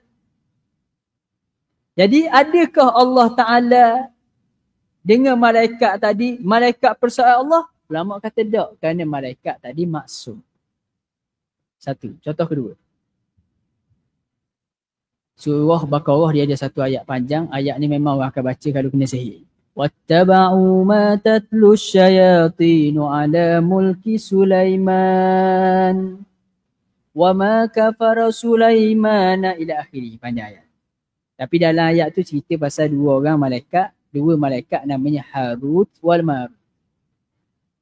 Kita dengar ustaz duk ceramah, malaikat Harut Marut dijadikan, mula-mula tanya Allah Ta'ala, duduk persoalan apa manusia ni bermaksiat sama pada Allah Ta'ala ni.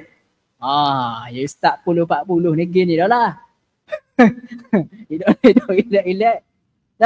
Dah apa ni maksiat ke Tuhan ni, benda ni hamba ni payah sangat ni nak taat pada Allah. Lalu kita dengar cerita ustaz kata malaikat tadi dijadikan sebagai manusia, lalu dia tadi bermaksiat, dia minum arak, dia berzina. Ada tak dengar cerita? Kan? Ataupun ada pandangan hak sebut malaikat tadi mengajarkan sihir. Boleh ke?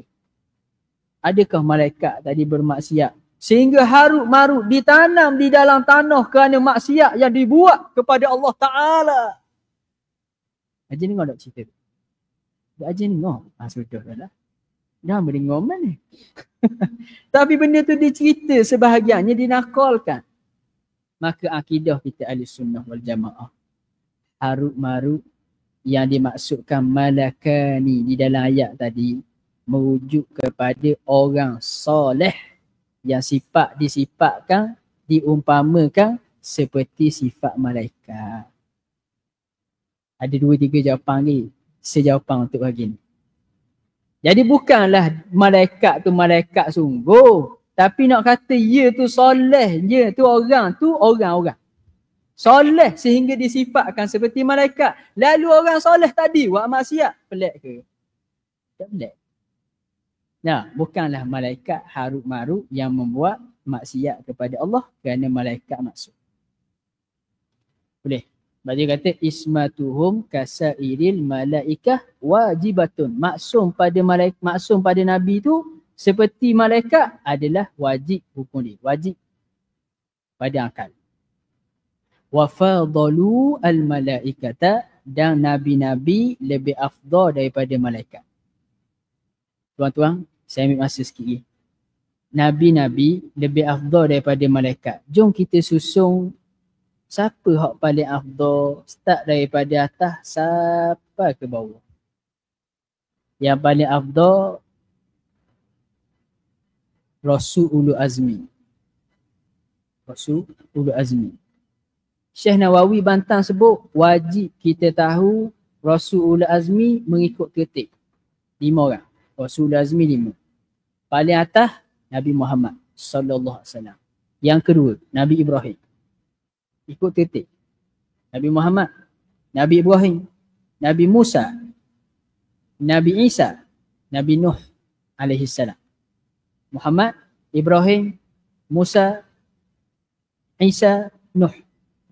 Ni paling afdal. Ranking kedua Rasul-Rasul selain Rasul Azmi. Ranking ketiga Nabi-Nabi. Ranking keempat Malaikah. Ranking kelima manusia. Ni pandangan Asy'ariyah. Pandangan mazhab Asy'ari. Maturidiyah dia buat gini, lepas daripada nabi-nabi tu, malaikat, ketua malaikat. Mazhab Maturidiyah ni bukan Mu'tazilah Maturidiyah ahli sunnah juga. Lepas daripada nabi-nabi, dia buat adalah ketua malaikat. Kemudian siapa? Wali-wali daripada kalangan manusia. Wali-wali ni maksudnya sahabat Nabi dan seumpama. Lepas tu baru mari malaikat secara umum. Baru mari malaikat secara umum, kemudian baru mari manusia secara umum. Sesat. Itu di sisi Al-Maturidiyah. Okey, sambung. Wal mustahilu diddu kulli wajibin fahfaz li khamsina bi hukmi wajibin. Dan sifat yang mustahil bagi Allah dan para Rasul ialah lawang bagi segala sifat yang wajib bagi Allah dan Rasul, maka hafalah oleh kamu 50 akidah yang wajib. Jadi hak wajib, lawang ada, lawang tak ada. Coding, lawang dia coding, lawang dia hadis. Bakok, lawang dia fanat. Itu tuan-tuan kiyah lah sendiri. Kemudian muka surat 38. Okey, berkenaan dengan Nabi-Nabi ni saya minta maaf banyak. Tak sempat untuk cerita panjang kerana memandangkan masa kita ni telah kesuntukan. Cuma saya royak muka surat 38 sehinggalah kepada 43. Hak ni kita nak bilang Nabi 25. Saya buat kesimpulan. Dalam bait kita ni, Nabi ikut susunan diutuskan. Boleh? Ikut susunan diutuskan. Dan Nabi wajib kita beriman, semua Nabi kita tidak menghadkan jumlah Nabi secara tertentu jumlahnya. Secara tepat. Tapi kita kata wajib, ada bagi Allah Nabi-Nabi yang diutuskan tanpa kita membataskan jumlah itu secara umum. Cuma wajib kita tahu secara terperinci 25 Nabi ni yang disebut dalam Quran. Okey, terperinci maksud dia 3 perkara. Pertama, nama dia. Yang kedua, kita membenarkan risalah dia, kenabian dia. Yang ketiga, kerasulan dia. 3 kali. 3 tu je. Adakah kita kena ngapal 25 ni? Jawapannya tak wajib ngapal. Cuma kalau orang mari tanya, Musa tu siapa? Kita tak jawab jiran sebelah. Faham tak lagi? Orang mari tanya, Ilyasak tu siapa? Sahabat Nabi tau. Dia jawab dia, Nabi lagi pula Rasul. Gitu je. Boleh? Boleh tak? Baik tak? Muslimah. Kita rabak hari ni rabak. Okey dah. Kita tukar lagu pula. Tafsilu khamsatin wa ishrina lazim. Sama je. Tafsilu khamsatin wa ishrina lazim kulla mukallafin fahakik wartanin hum adamun idrisun nuhun huduma Saleh wa Ibrahimu kullun muttaba Lutun wa Ismailu Ishaku kada Yaqubu Yusufu wa Ayyubu tada Syu'aibu Harunu wa Musa wal Yasa Zulkifli Dawudu Sulaimanu taba Ilyasu Yunus Zakaria Yahya Isa wa Taha Khatamun Da'raya Alaihimus salatu wassalamu Wa alihim madamatil ayyamu. Jadi ni 25 Nabi yang akan disebut dan dia kata tafsilu khamsatin wa ishrina lazim. Lazim dengan maksud wajib fardu ain kita tahu secara terperinci 3 perkara ni kullu mukallaf atas setiap mukallaf. Siapa mukallaf? Muka surat 38 balik. Siapa mukallaf? 4 syarat mukallaf. Balik, berakal, sampai dakwah, balik, berakal, sampai dakwah, tidak buta dan pekak. Tidak buta dan pekak. Itu maksud mukallaf. Orang buta tidak pekak, mukallaf. Orang pekak tidak buta, mukallaf. Ya kalau ada dua-dua, baru panggil tidak mukallaf. Okey. Balik. Sampai dakwah dengan maksud diutuhkan Nabi. Kemudian tidak buta dan pekak. Jadi tengok masing-masing. Ada tak buta pekak mari? Ada dah. Ada dah hendak berakal mari. Kanak-kanak dak mukallaf lagi. Jadi hal ni wajib tahu bagi orang yang mukallaf, yang wajib mak ayah hajar anak yang 7 tahun yang telah memayis perkara ni. Wajib tahu. Hum yang pertama Adam. Yang kedua Idris. Nabi Idris adalah Nabi yang diberikan kelebihan. Adam alaihissalam Nabi lagi pula Rasul. Idris adalah Nabi yang diberi kelebihan oleh Allah Ta'ala dengan pelbagai kelebihan, dan dalam kitab disebut Idris mencocok mata iblis laknatullahi alaih. Nuh alaihissalam Nabi yang diuji oleh Allah Subhanahu Wa Ta'ala dengan banjir besar. Nabi Nuh alaihissalam. Dan dalam hadis yang menyatakan Nabi Nuh adalah Rasul pertama, sebenarnya Rasul yang pertama yang diutuskan kepada umat yang syirik. Rasul yang pertama yang sebenar adalah Nabi Adam alaihissalam. Kemudian siapa? Nabi Hud. Kemudian Nabi Saleh. Nabi Saleh ni Nabi yang di unta tu lah. Unta Nabi Saleh.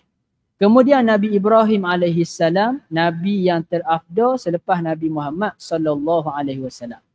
Dan kerana Nabi Ibrahim adalah Nabi yang terafdal selepas Nabi Muhammad lah, nama Nabi Ibrahim juga disebut dalam tasyahud ataupun dalam selawat Ibrahimiyah yang kita baca setiap kali semayang. Kemudian muka surat yang ke-40, Lut. Lut ni adalah anak saudara Nabi Ibrahim. Lut adalah orang yang pertama yang beriman dengan Nabi Ibrahim alaihissalam. Ismail, anak yang orang panggil anak yang pertama Nabi Ibrahim daripada Sayyidatina Hajar. Sayyidatina Hajar. Kemudian Ishaq, anak yang kedua Nabi Ibrahim daripada Sayyidatina Sarah. Yaqub adalah anak kepada Nabi Ishaq. Yusuf anak kepada Nabi Yaqub. Ayub ni lah Nabi yang diuji selama 17 tahun sakit. 17 tahun sakit. Yang kita cerita tadi, lalu ketika ditanya oleh wife Nabi Ayub, kenapa awak tak minta je dengan Tuhan supaya sembuhkan awak? Apa kata Nabi Ayub? Aku malu kepada Allah Ta'ala. 48 tahun Allah Ta'ala sihatkan aku. Takkan baru 17 tahun aku nak mengeluh dah. 48 tahun sihat. 17 tahun sakit. 17 tahun. Allah. Kemudian muka surat 41 Nabi Syuaib. Yang saya cerita tentang Nabi Syuaib buta tadi. Maka Nabi Syuaib bukan buta, cuma ada kelompok mata. Kelompok pada mata Nabi Syuaib. Kemudian Nabi Harun. Nabi Harun ni abang kepada Nabi Musa. 3 tahun tua daripada Nabi Musa. Kenapa Nabi Harun kita tak dengar apa cerita Fir'aun bunuh dia? Bunuh orang lelaki, anak lelaki zaman Nabi Harun. Kerana peraturan zaman Fir'aun masa tu, selang setahun akan dibunuh anak lelaki. Selang setahun. Jadi saya royak dah tadi 3 tahun tikah. Tak. Jadi zaman masa Nabi Harun lahir, tahun tidak dibunuh anak lelaki. Zaman Nabi Musa lahir, tahun dibunuh anak lelaki. So adik-beradik Harun dan Musa. Nabi Musa banyaklah ceritanya disebut dalam Al-Quran. Wal Yasa, kemudian Nabi Al-Yasa. Kemudian Nabi Al-Yasa. Dia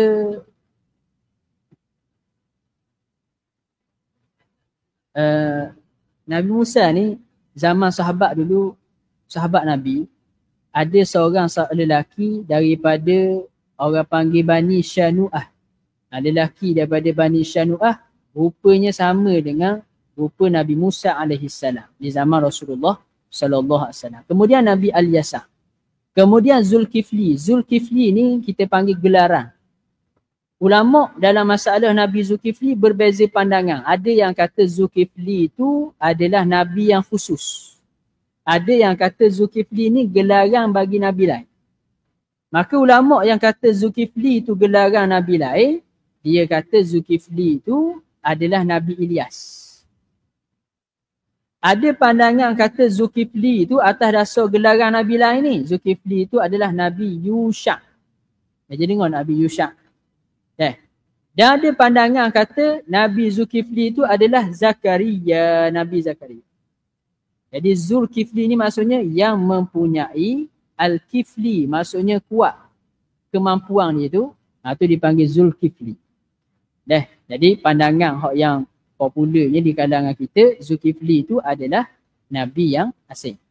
Nabi yang asing. Mari Nabi dia lah. Nabi yang tertentu seorang, bukanlah nabi lain.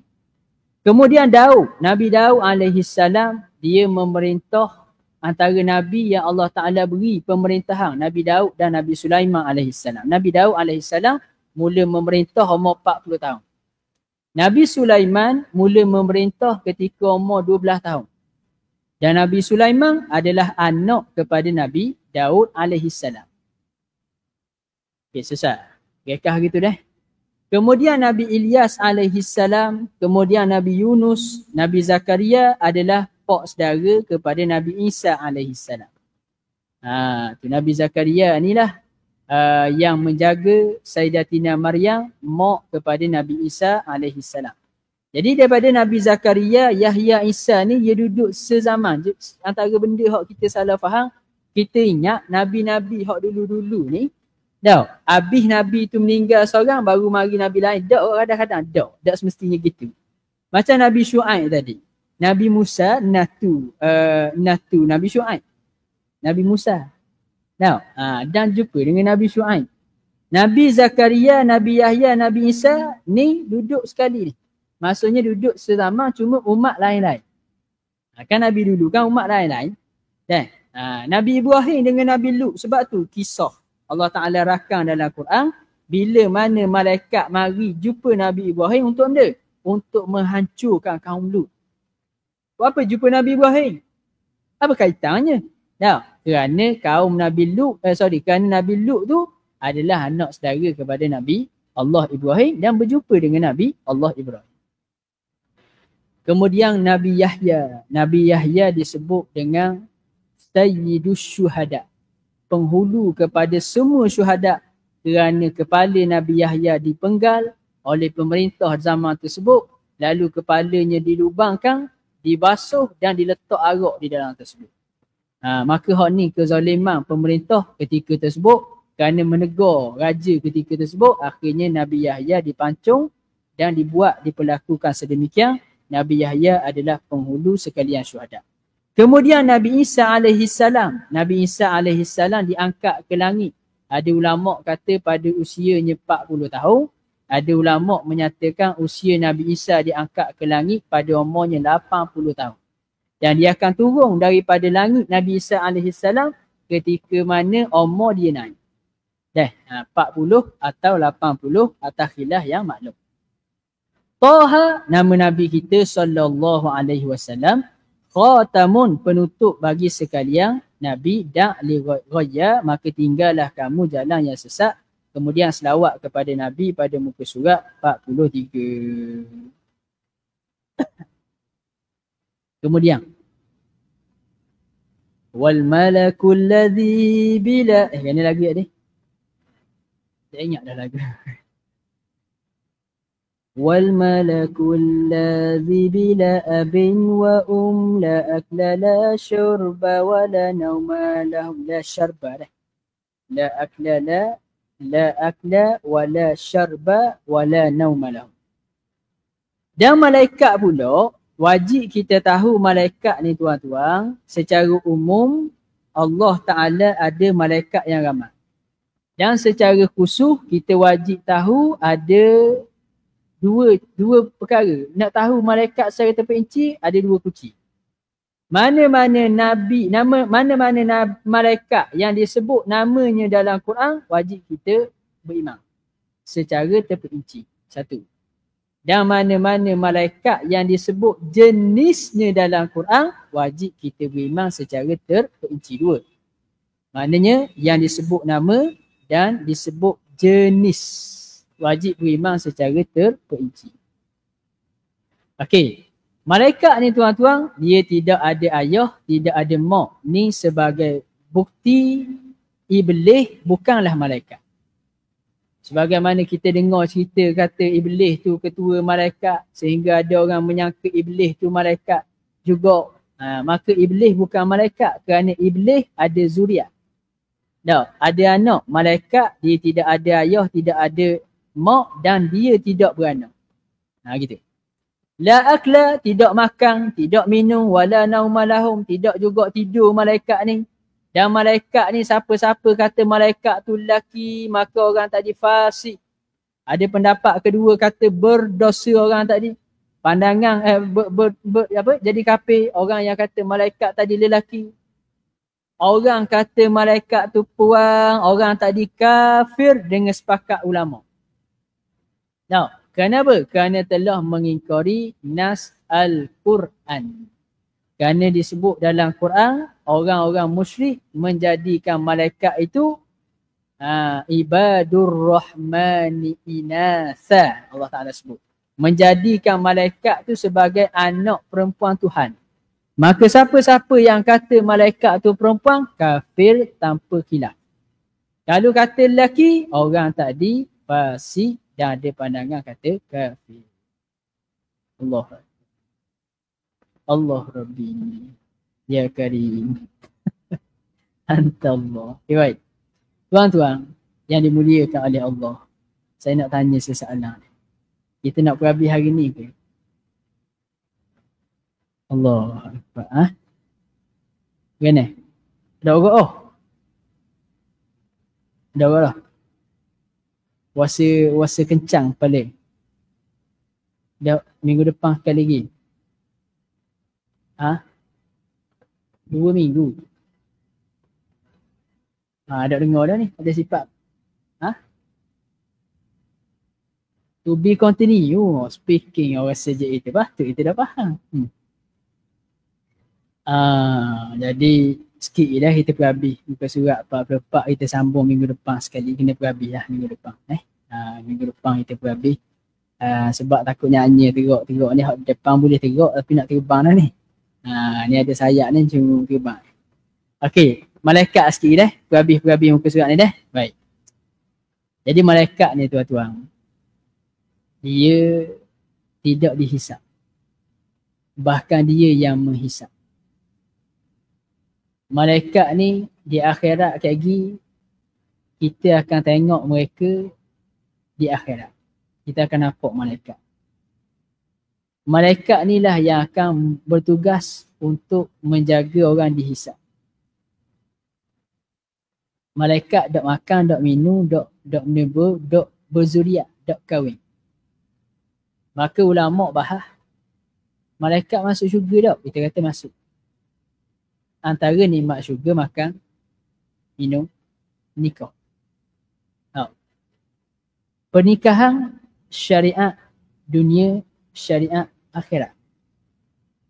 Dunia dibenarkan nikah, akhirat dimestikan nikah. Poligami syariat dunia, syariat akhirat, zaman Nabi Isa sahaja tidak ada poligami.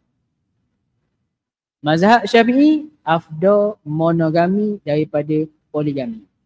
Sebelum balik kita beri buah sekali. 10 ya seorang muslimat.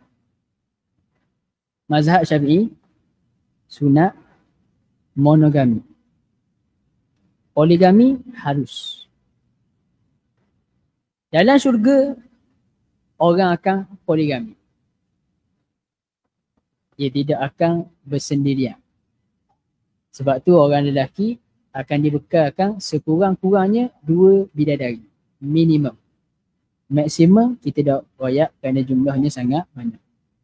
Dan malaikat ni tuan-tuan, dari sudut buat kesimpulan dulu, ada malaikat yang wajib kita tahu satu persatu dengan namanya disebut dan ada yang dengan jenisnya disebut. Malaikat yang jenisnya disebut antaranya malaikat hamalatul arsh, malaikat yang menanggung arsh, tidak disebut di sini. Antara lagi malaikat yang menjaga kita, hafazah, dipanggil malaikat yang jaga kita daripada mudarat, wajib juga kita beriman dengan mereka. Boleh. Kenapa? Disebut sifatnya di dalam Al-Quran. Kemudian perincian malaikat kita sambung pada pertemuan yang akan datang biiznillahi ta'ala. InsyaAllah akan datang tu kita cubalah berhabis 40 muka surat lagi dah. Tapi akan datang ni kita cerita dah lah. Cerita insyaAllah. Lepas tu akhirnya tu muka surat. Lepas tu kita ada sanak tu. Jadi minggu depan tu muka surat 85 tu Kek gini saya akan saing dah situ dah. Jadi orang perang ni saya bawa dah cok ni. Orang perang pakai cok dah perau. Takut dah dang dah. Minggu depan jugalah kita kata insya-Allah. Biiznillahi ta'ala tafsilu ashrin minhum Jibrilu Mikalu Israfilu Azrailu, baca dengan baris atas.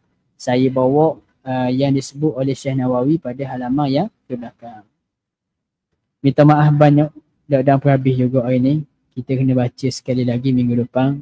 Lepas ada tu kita sambung kitab Muqaddimah Al-Hadramiyah. Sebelum ada tu ada satu soalan ni. Takut dah lepas hajat yang bertanya. Adakah kita perlu terikut-ikut seseorang yang solat sunat ba'diyah isyak 4 rakaat? Adakah kita perlu terikut-ikut seseorang yang solat sunat ba'diyah isyak 4 rakaat? Saya tak faham soalan.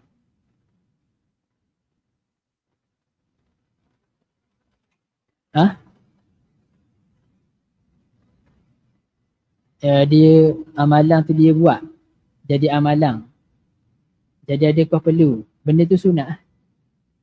Sunat dia buat setiap malam. Bahkan ada hadis, walaupun hadisnya ada perbincangan status dia, solat 4 rakaat selepas daripada fardu isyak seperti pahala qiyamul lail. Walaupun mazhab Syafi'i mendoaihkan hadis ni, tetapi mazhab Syafi'i mengambil dalil-dalil daripada hadis lain. Memang disunatkan sembahyang 4 rakaat. Mudah-mudahan ada itulah. Dan surah tu sebagaimana maklum, rakaat pertama lepas Fatihah Yasin, rakaat kedua lepas Fatihah Sajadah, rakaat ketiga lepas Fatihah Ad-Dukhan, rakaat keempat lepas Fatihah Al-Mulk. Itu dah. Jadi adakah perlu dilazimi perkara tadi? Buatlah sekadar kita mampu. Minta maaf dah habis juga hari ni. Bersesak-sesak dah ni. Wallahu a'lam. Qul qawli hadza astaghfirullahalazim li wa lakum. Assalamualaikum warahmatullahi wabarakatuh. Bismillahirrahmanirrahim. Alhamdulillahirabbil alamin wassalatu wassalamu ala rasulil amin wa ala alihi wa sahbihi ajma'in. Allahumma anfa'na bima 'allamtana wa zidna ilma warzuqna fahma wahdina siratal mustaqim. Wa sallallahu alaihi wasallam walhamdulillahi rabbil alamin. Walhamdulillahi rabbil alamin.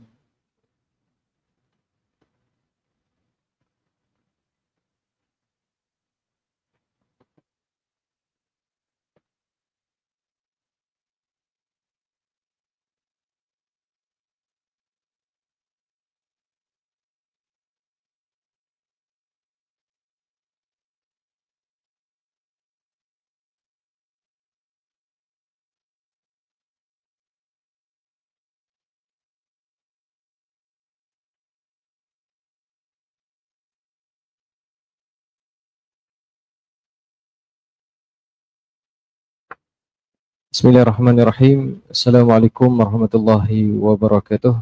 Ustaz Abdul Latif Al-Marangi, muslimin dan muslimat rahmat Allah Subhanahu wa taala sekalian. Insya-Allah kutipan derma pada ini, pada pagi ini kita khaskan untuk pembelian ataupun urusan upgrade ataupun baiki CCTV yang ada lah. Dan kita akan tambah juga dekat kawasan-kawasan yang perlu, antaranya tempat parking dan sebagainya. Jadi untuk pagi ni kos kita lebih kurang 6,400. Moga-moga ada penambahan lah ataupun sama-sama taubat lah. Wallahualam. Assalamualaikum warahmatullahi wabarakatuh.